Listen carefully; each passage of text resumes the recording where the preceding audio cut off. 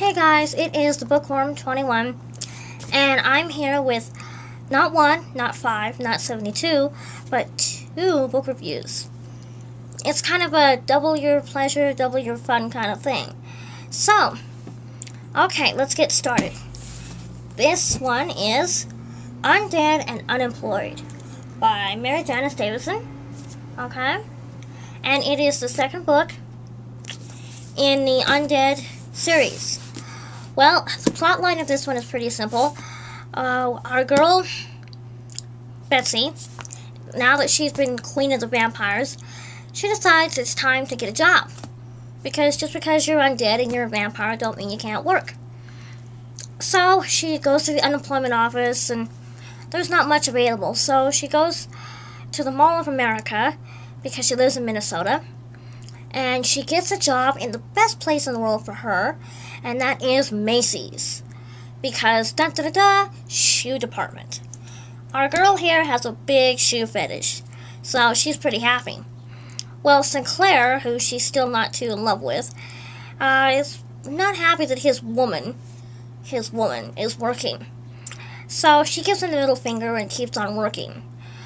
Well, what happens is some local vampires are being killed. And she has to, being the queen, of course, she's got to figure out who did it.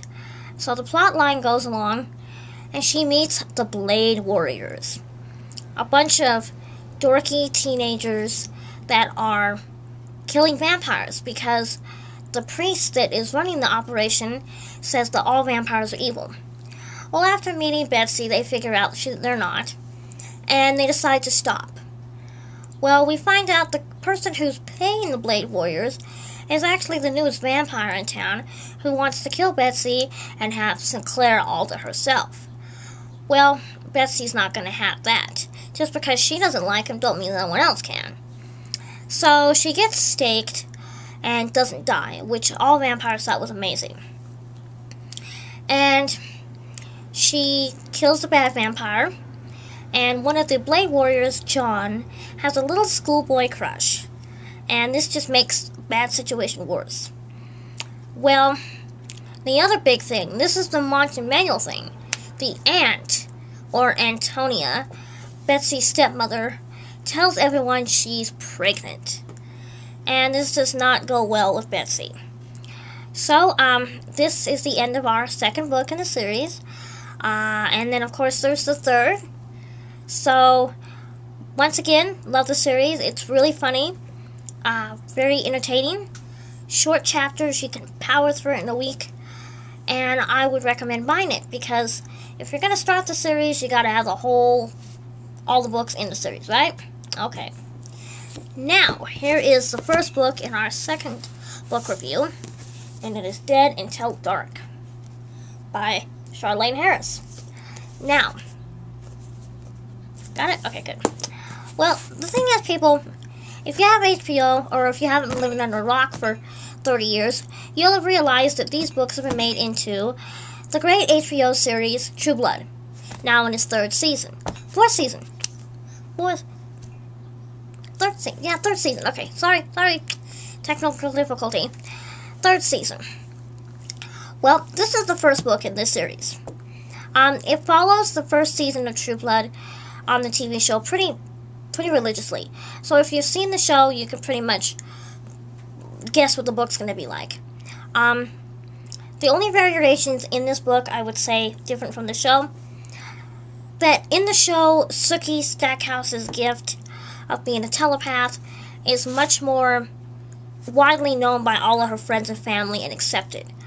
They're not in love with it, but they know about it. In the book, it's not so much.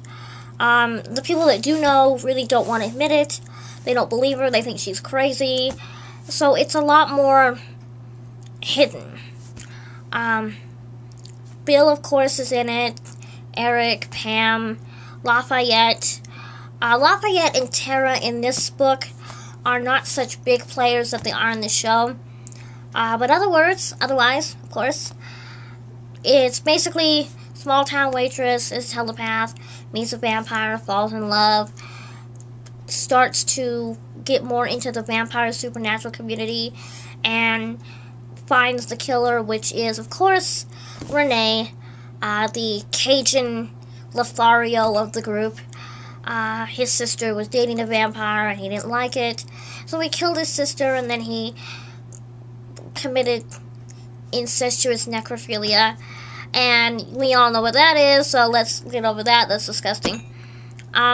In the book, there's a lot more graphicness, I guess, in the show. I thought the show was pretty graphic, but the book is a lot more graphic. So I would definitely recommend buying it because it's really good.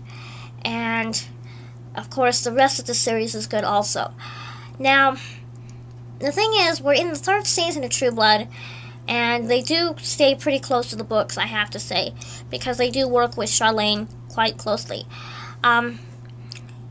I don't want to ruin it for anyone that hasn't read the books yet, because I've read them up to the newest book, and I'm rereading them now for you lovely fine folks.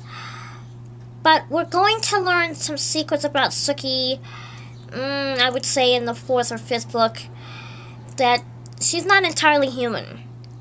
Wink, wink.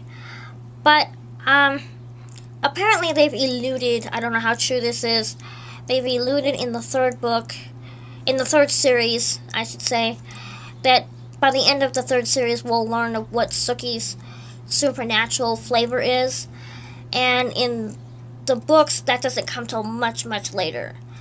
And personally, if I had to write anything into the series, I'd like to see if Sookie's going to be a supernatural creature, or at least supernatural-ish, give the girl some powers. I mean, yeah, she's a telepath, but give her something else, you know? She can throw lightning bolts or fly or something cool. But, you know, it'd be nice. Yeah, but by the end of the 3rd, 4th book, her and Eric get real close. So she's been mad at Bill for a very long time. But we haven't hit that yet in the series. So when we do, I'm sure it'll be hot. But I do recommend buying the books. I recommend going to YouTube if you haven't seen True Blood, checking it out, Google it, go to the website. The website's really cool because after every show, they put some new stuff on the website. Like right now they have Jessica, which is Bill's, he had sired her and made her a vampire. They have Jessica's baby vamp blogs on the website, which pertain to the show, which is really interesting and cool. So it's like a little extra thing.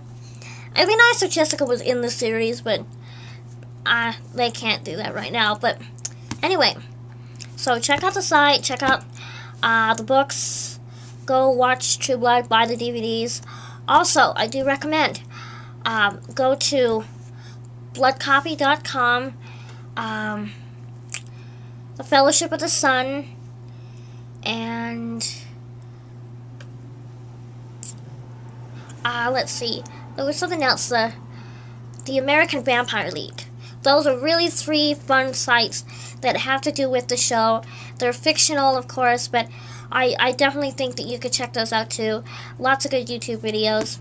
And of course, we all love YouTube videos because, you know, we're YouTube people. Anyway, also, if you haven't told by now, I got my hair cut. Yes, it's pretty, isn't it? I like it. Do you? I'm a blonde again. So I can be dumb and stupid. No, kidding. But, glad you like it. So, hope you enjoy this, and let me know what you think. But until then, keep reading because you know I will. Bye.